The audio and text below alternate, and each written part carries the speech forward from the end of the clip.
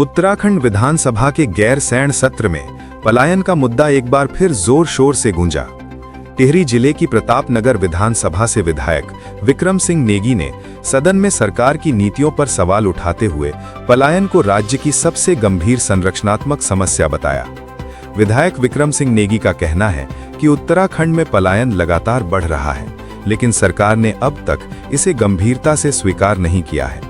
उन्होंने कहा कि राज्य आज कर्ज के जाल में फंसता जा रहा है और हालात ऐसे हैं कि बजट का लगभग 59% हिस्सा कर्ज चुकाने, वेतन और पेंशन में ही खर्च हो रहा है।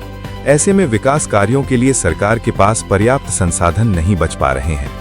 विक्रम सिंह नेगी ने सरकार की आर्थिक नीतियों पर भी सवाल उठाते हुए कहा कि राज्य सरकार राजस्व के नए स्रोत विकसित करने में नाकाम रही है और काफी हद तक केंद्र सरकार की मदद पर ही निर्भर है।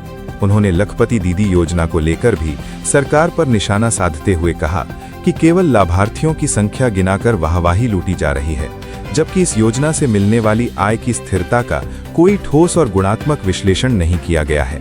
अपने बयान के अंत में नेगी ने तीखा तंज कसते हुए कहा, मत कहो कि आकाश में कोहरा घना है। ये कोहरा दरअसल उत्तराखंड सरकार की नीतियों, योजनाओं और प्राथमिकताओं में छाया हुआ है। उन्होंने कहा कि अगर सरकार सच में पहाड़ की बात करना चाहती है तो उसे पहाड़ की पीड़ा को भी समझना होगा। पलायन उत्तराखंड की सबसे बड़ी गंभीर संरचनात्मक समस्या है, जो हर बार बढ़ती जा रही है और इसे सरकार ने कहीं स्वीकार नहीं किया। उत्तराखंड ऋण के जाल, डेबिट ट्रैप की ओर बढ़ रहा है।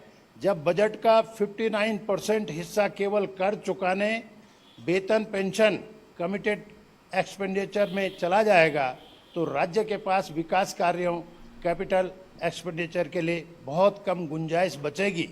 सरकार यह स्पष्ट करे कि राजस्व के नए स्रोत क्या हैं और केंद्र पर अत्यधिक निर्भरता को कम करने के लिए क्या कर रही है। लखपति दीदी जैसी योजनाओं को केवल लाभार्थियों की संख्या गिनाई गई, लेकिन उनकी आय की स्थिरता, आर्थिक गुणवत्ता का कोई गुणात्मक विश्लेषण नहीं किया गया। एक और मत कहो कि आकाश में कोहरा घना है, मत कहो कि आकाश में कोहरा घना है, यह किसी व्यक्तिगत आलोचना है।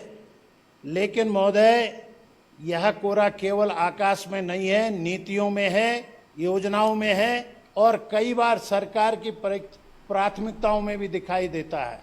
आखिर बस इतना कहना चाहता हूं कि सरकार अगर सचमुच पहाड़ की बात करना चाहती है तो उसे पहाड़ की पीड़ा भी समझनी होगी।